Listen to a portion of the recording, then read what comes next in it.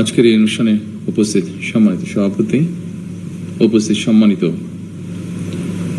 স্বরাষ্ট্রমন্ত্রী, সম্মানিত প্রতিরক্ষা উপদেষ্টা, সম্মানিত সেনাবাহিনী, নৌবাহিনী এবং বিমান বাহিনীর প্রধানগণ, সেনাবাহিনীর ঊর্ধ্বতন কর্মকর্তাগণ,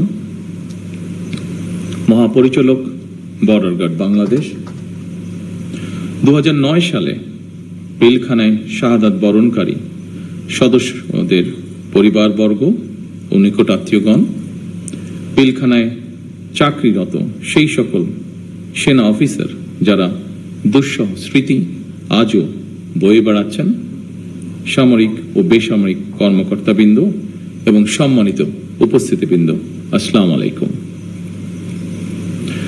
মাহে রমজানের এই পড়ন্ত বিকেলে আমি শ্রদ্ধার সাথে স্মরণ করছি মহান মুক্তিযুদ্ধের বীর শহীদদের, 90-এর গণ আন্দোলন এবং 24-এর গণ অভ্যুত্থানে শাহাদাত বরণকারী সকল ছাত্র জনতাকে গভীর শ্রদ্ধার সাথে স্মরণ করছি 2009 সালের 25 এবং 26শে ফেব্রুয়ারি পিলখানায় সংগঠিত বর্বরোচিত হত্যাকাণ্ডে শাহাদাত বরণকারী 57 জন দেশপ্রেমিক সেনা কর্মকর্তা সহ 74 জন বীর শহীদকে।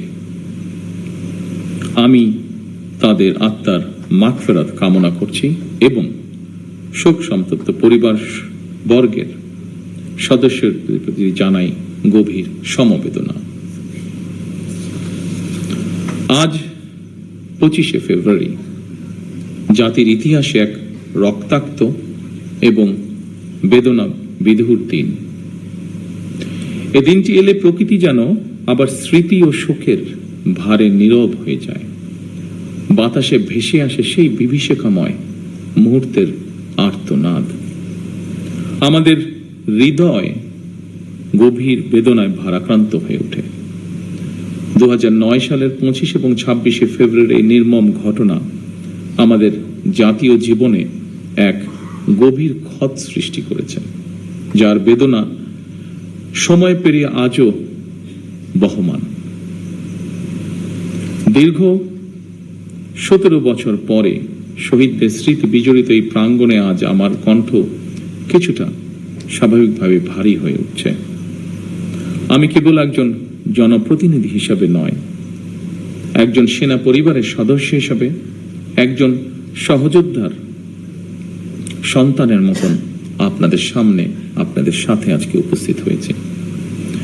2009 সালে সেই বিভীষিকাময় ঘটনায় 57 জন মেধাবী ও দেশপ্রেমিক সেনা কর্মকর্তা সহ মোট 74টি প্রাণ ঝরে গিয়েছিল।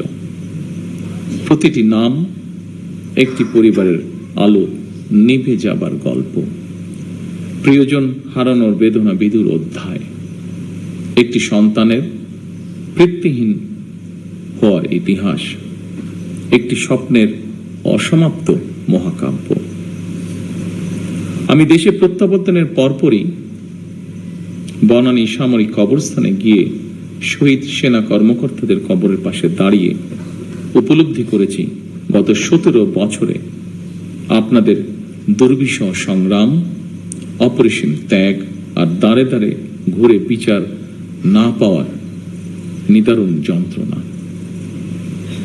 সম্মানিত উপস্থিতিবৃন্দ, আমি বিশ্বাস করি পিলখানার ঘটনাকে রাষ্ট্রীয় মর্যাদায় স্মরণ করা আমাদের জাতীয় দায়িত্ব।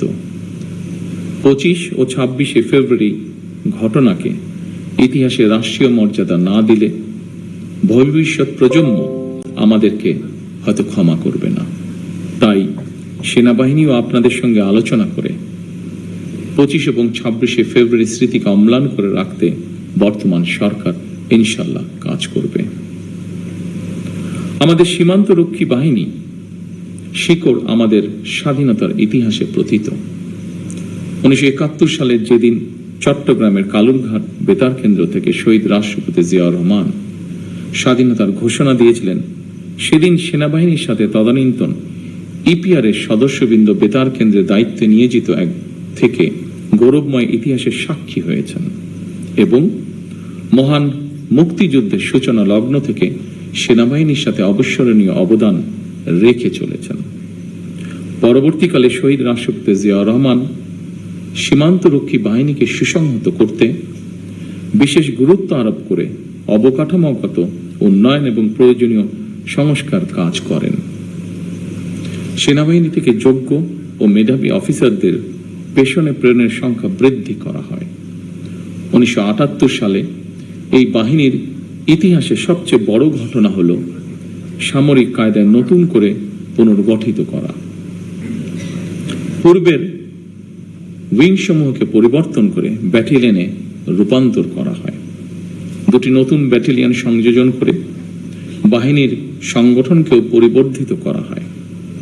দীর্ঘ সংগ্রামের পর আজ জনগণের রায় নির্বাচিত সরকার দেশ পরিচালনা করছে। দেশের প্রশ্নে আমরা সীমান্ত বাহিনীকে আরো আধুনিক ও সুসংহত করব ইনশাআল্লাহ। আমাদের সদস্যরা দেশপ্রেম ও পেশাগত উৎসর্গতায় সীমান্তে দায়িত্ব পালন করবে ইনশাআল্লাহ। বাংলাদেশের স্বাধীনতা যুদ্ধে এবং স্বাধীনতা পরবর্তী দেশ গঠনে সেনাবাহিনীর রয়েছে উজ্জ্বল ইতিহাস। সেনাবাহিনী আমাদের সার্বভৌমত্বের প্রতীক। আমি মনে করি পিলখানার এই মর্মান্তিক ঘটনা ছিল আমাদের সার্বভৌমত্বকে নস্যাৎ করার একটি অপপ্রয়াস। পিলখানার ঘটনার পরিক্রমায় আমাদের জাতীয় নিরাপত্তার কাঠামোর দুর্বলতা ফুটে উঠেছে। তাই বহির্বিশ্বের সাথে তাল মিলিয়ে আমাদের জাতীয় নিরাপত্তার কাঠামোকে আরো আধুনিক, সময় উপযোগী এবং শক্তিশালী করা প্রয়োজন অবশ্যই, এবং এ লক্ষ্যেই আমাদের সরকার কাজ করবে ইনশাআল্লাহ। একই সাথে শহীদ পরিবারের সদস্যদের কল্যাণে তাদের সন্তানদের শিক্ষা, চিকিৎসা ও পুনর্বাসনের জন্য দীর্ঘমেয়াদী সুরক্ষা ব্যবস্থা গড়ে তোলার প্রতিশ্রুতি আমরা এরই মধ্যে ব্যক্ত করেছি। মাহে রমজান আমাদের সংযম এবং আত্মশুদ্ধির শিক্ষা দেয়। মহান আল্লাহর দরবারে প্রার্থনা করি তিনি যেন শহীদদের আত্মাকে শান্তিতে রাখেন, তাদের পরিবারকে ধৈর্য ও শক্তি দান করেন এবং আমাদের রাষ্ট্র প্রতিষ্ঠান সমূহকে ন্যায়, শৃঙ্খলা ও দায়িত্ববোধের পথে পরিচালিত করেন। পরিশেষে আজকের এই অনুষ্ঠানটি আয়োজন করার জন্য যারা অক্লান্ত পরিশ্রম করেছেন, এই অনুষ্ঠানটিকে সুন্দরভাবে উপস্থাপন করেছেন, তাদের সকলকে আমি আমার পক্ষ থেকে